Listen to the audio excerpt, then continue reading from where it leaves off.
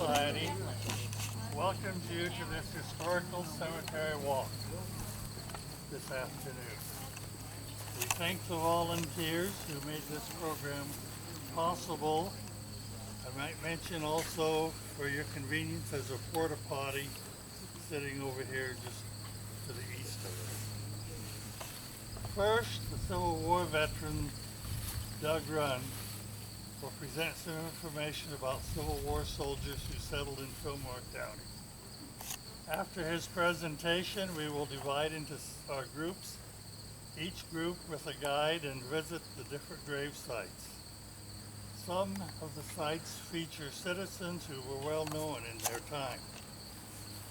Others were more obscure but had interesting lives. The tours will end back here at the monument where refreshments will be available. We wish you to enjoy this walk today. Doug? Okay.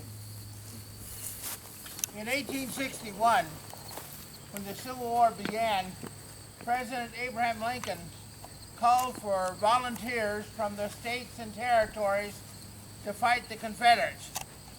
Nebraska was not a state then, it was part of a territory that stretched from Kansas through the Dakotas over to Montana. 3,200 men volunteered to fight for the Union in that war.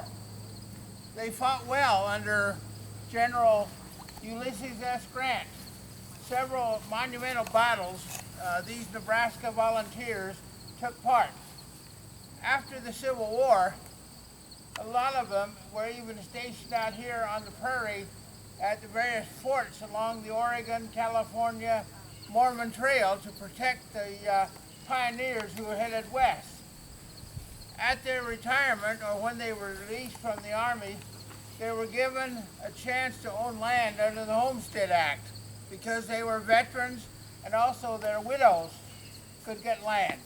A lot of them came out here and helped make Fillmore County part of the 37th state of the Union called Nebraska. At the close of the war, they settled in this area, became farmers, and lived their life with their families. A lot of them stayed here and became part of this community and this county. Up on this hill here is a statue, a monument to these men.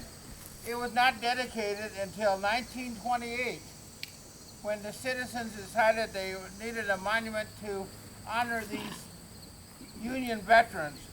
On it, it says, soldiers, 1861-1865, Union defenders, American immortals, Grand Army of the Republic, dedicated this September 21st, which is getting pretty close, 1928. Underneath it says, an appeal to memory, a challenge to oblivion. Tablets were placed by Geneva citizens around the monument. There are a total of 216 names on that monument. Some are buried here. You'll notice when you walk around, you'll see a metal star, a plate from the GAR, recognizing them as soldiers that fought in these wars.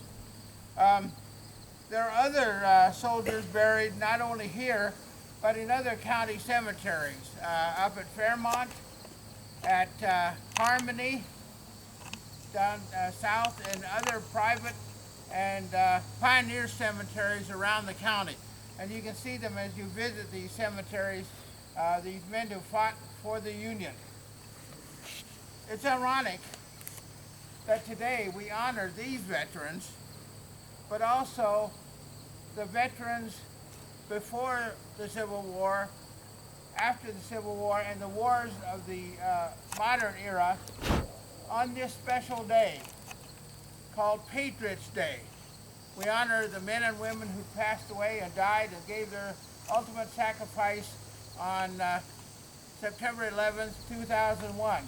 So it's ironic that we have this day to honor these people and those. I have some things up here you can look at. You can go on your tour first and then come back and for refreshments. I've got some things here you can look at, and I'll be able to talk a little bit more. But I know you want to get on this tour. This is a fascinating one.